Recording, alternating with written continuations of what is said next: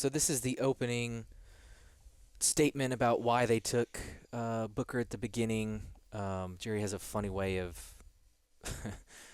of just saying a fact. Listen to everybody talk about it. We're very aware of the challenges we have in our division in the center of the line. And that I heard that a lot, and I don't know how to feel about it. Like, I'm not as mad about it as everyone else seems to be. I'm really not. I think it's just part of it. I think that he's focusing on the division. Yes, yeah. And I guess my point was when Dallas did take their 3 first-round linemen, it seemed like then the Redskins were taking their defensive linemen. It seemed like the division was chasing the Cowboys, and now it's the other way around. So I don't know if that matters or not. Yeah, I mean, I don't know. I don't hate it as much as I see other people hating it. I mean, you play the teams twice a year. You know you're going to play them every single year. So don't go like out of your way for it. But I don't. But you build, obviously the thought is you build the strongest team no matter what. It doesn't. Yeah. It shouldn't matter. Kind of like do you build a team just to beat Boston in your NBA team? Because they were in the championship last year? Or in the finals, so yeah, no, you can box yourself in. It's just you do play these teams a lot, and you kind of only have to beat them to get in. To get in. Listen to everybody talk about it. We're very aware of the challenges we have in our division in the center of the line. It has everything to do with when you make somebody the highest paid player in the NFL. Bingo. You'd like to have something in front of him. And so you know what? That really bothers me. I know. That ever since he signed that contract, everything revolves around that. And that's what Terrence Parsons means when he says scapegoat. So there is some truth to the that just even last year when it was we're all in. Oh, yeah, you said you're all in, but you didn't sign any free agent. Well, we're all in because we paid Dak. I paid him more money than anyone else makes. So, yeah, we're in. Let's go. I wasn't done there. CeeDee Lamb, you remember him? He's also still on the team. How all in is that? But, I mean, even the guy who's already with on just the Dak. team? All you got to say is Dak. Dak makes the most money of anyone. So, does he need stuff around him? Well, you know Well, yeah, he does. That's why you probably shouldn't have, Well, the funny thing about it is it's just whichever way the wind is blowing. So when we pay him all this money, he should be able to get it done on his own. And then when that doesn't work out, it's like, well, Jesus, we got to give this guy some help. We're paying him all this money. It's just it's going to be about Dak no matter what. They did the same thing to Romo, 100%. But can he not say it without referring to Dak's salary? That's the thing. It's totally unnecessary. You shouldn't view every person as a number of how high that number is. And you should just view them as the player they are and how important that is to your team. With when you make somebody the highest paid player in the NFL, you'd like to have something in front of him. And so that's kind of cute talk, but it's really fact talk. That's why I pull it. You'd like to have something in front of him. And so that's kind of cute talk, but it's really fact talk. We are interested, and we're interested in really. That's what we were going to call sure. if Biden won or Kamala won, and we were trying to bring back gay not gay, but couldn't call it. It'd be like cute talk or fact talk. Like what a weird. I don't know. I love him. If you could assign any middle bingo slot to Jerry Jones, like what phrase do you think is in the middle? Phrase. I could be off, but to me, I think it's. There's trite. There's candid. There's depends on how granular we want to get here. There's maybe this is a bad game mosquito, by me. I thought it would be around the rim. Around the rim. That's a recent addition of the last 5 to 10 years. Around the rim broke into prominence when they won 12 games 3 years in a row and never broke through. But that's when he started saying, "Boy, we've been hanging around that rim, ready to dunk it." Jerry loves hanging around the rim. We've had some experience with this. You look back when we had top players in our offensive line, and you look at the kind of success we had during those times, some of Dak's earlier career when Zeke was here early.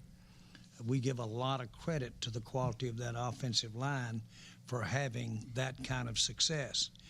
And that kind of success didn't get us a Super Bowl, but it had us around the rim a few times, having that kind of strength in the offensive line. So you're not drafting a team to win the Super Bowl. You would just like to be around the rim again. Is that his point? Yeah, they're basically just edging themselves. They're like, what if we just get And kind of close? I think that's kind of my problem with the pick. It's a good pick. It's a safe pick. It gets you around the rim, but it doesn't get you through the door. There just wasn't. I generally agree with you, but I don't think there was a play available for them. I don't think there was a play. I don't think it was this year, you mean? Just Today don't think or it was yesterday? there. They did try to trade back. Nobody came up, and I think they did the bet. But that's why when I saw the pick come in, I was just not overly thrilled. Would you have gotten into the trading up with the Browns game? For Travis or for Yeah. That would have been awesome. You would have had to do better because the Browns got to move just down to 5 and next year's 1. So certainly it's next year's 1. Maybe this year's 1 and 2. I mean, that'd certainly be splashy. Yeah, it would be. But they also need players, so. And if you want a video of Micah jumping up and down and being excited. Yeah, that would have done it. That But I'm would've- still pretty fired up, man. I'm fired up to see. I hope at camp to see Micah and the Tylers. So let me play. I'll skip that one. He just said basically the reason Shoddy was hired is because Shoddy wants to run the football, which is weird because that's what McCarthy said to keep his job the first time around. So really, he just wants a coach that will run the damn ball. What's weird is I went back and looked at this. So I looked at 2019 and 2020 in Seattle when Schottenheimer was definitely calling plays. They did not. They were league average in running and throwing, pretty much. They And were not. I thought the thought was that they weren't letting him let Russ, like he wanted to unleash Russ more. Yeah. And it was big old mean Pete Carroll who wanted to keep making him run the ball. They were not. I don't think they know what they're doing. I don't think they know what they're doing either. And the reason that I'm interested in this is Blake points this out a lot. But the way the Cowboys have played football over the past couple of years, they were built to rush the passer and score points via the pass, and get leads and force turnovers and go get the quarterback and just play this insane brand of football with Dan Quinn. And they were throwing the ball around the yard. Well, one, I have no idea how this is going to work with Eberflus versus Dan Quinn.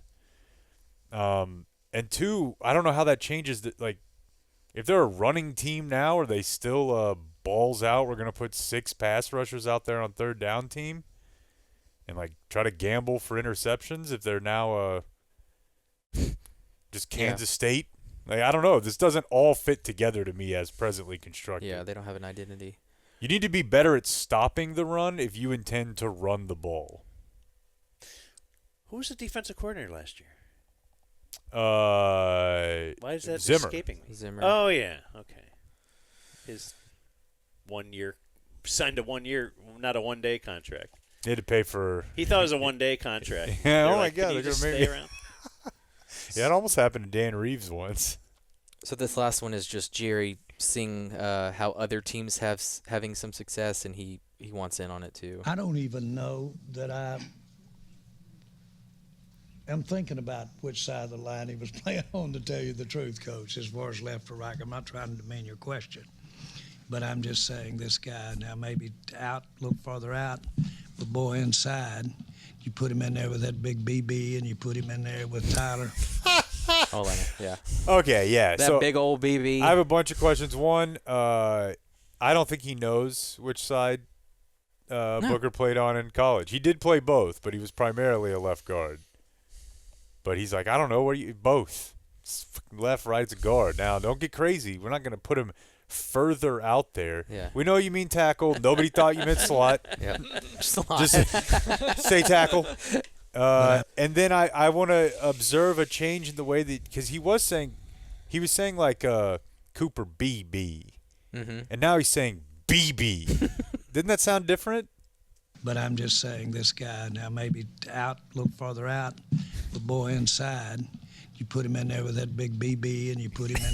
That big BB. BB. You put him in there with that big BB and you put him in there with Tyler. and we might be able to tush push. Yeah. Jeff Cole with Fox 4. Man, that's great. You know, he just wanted to say it. Tush Yeah. food. We might be able to tush push. Yeah.